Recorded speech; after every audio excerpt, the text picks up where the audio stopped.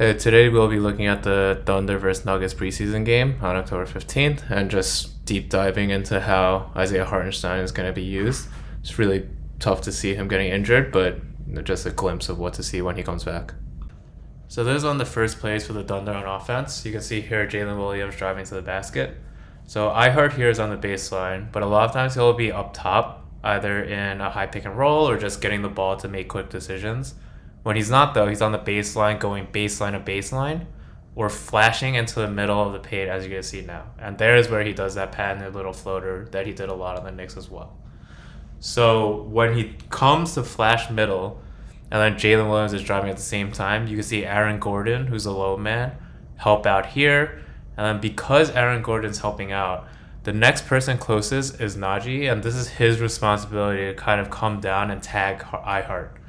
And because of this cutting action and Najee having to tag this player, you can see Chet wide open here on the outside slot for an open three. Here's the next offensive possession, and literally the same thing. But you can see when Chet looks like he's about to spin baseline, iHeart gets ready to cut to the middle and flash. But then when you see Chet come back around, he decides against it. So just a smart decision here. And then here's the third possession of the same exact action, all within the first 3 minutes of the game. iHeart flashes middle, gets a wide open look at his patented floater, and hits it.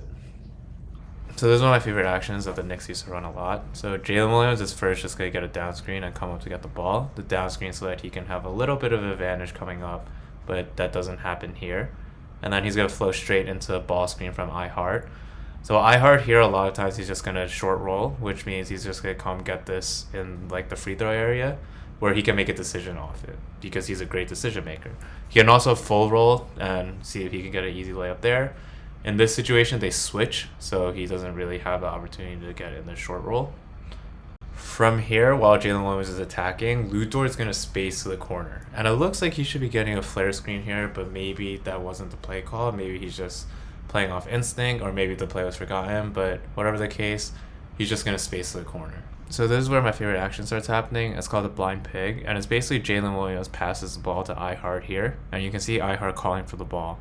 And then SGA is going to come around for a handoff, and then iHeart quickly is going to give the ball to him as well. So a lot of times this play is run because the player you want to get the ball to at the end is denied, and that's why the Knicks ran it a lot when Jalen Brunson was getting denied the ball. So we would just pass it to iHeart. Usually he was higher in the top of the key, and then Brunson would come across. And that's exactly what you see happen here with SGA.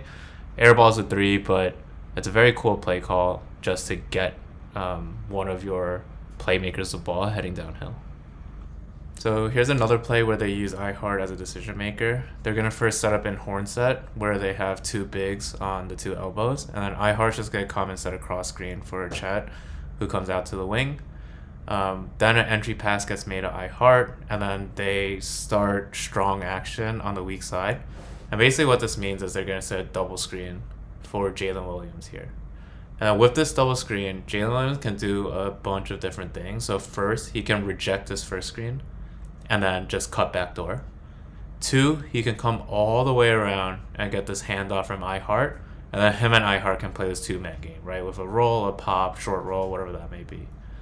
Three, he can go across the first screen and curl into the basket and see if there's an easy layup opportunity there.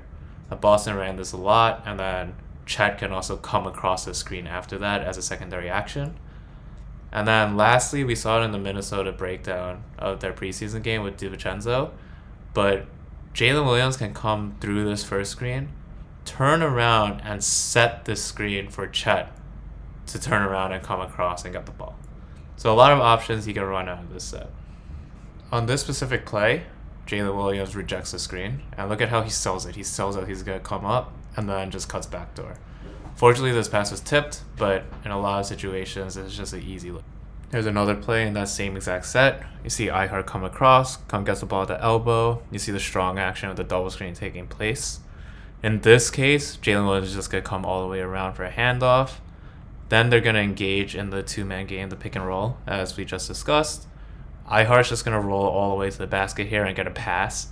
And this is where he really, really excels. So you can argue he should go up with a smaller defender on him, which is fair. But what you absolutely do not want to do is stall. So you need to make quick decisions. And here he makes a very quick decision to pull the ball out, gives a handout to SGA.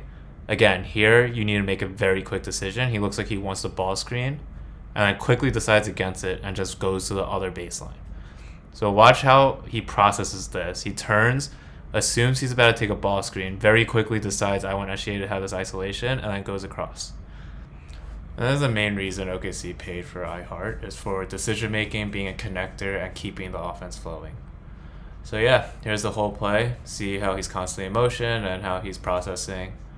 And yeah, one of my favorite players. Hope you enjoyed.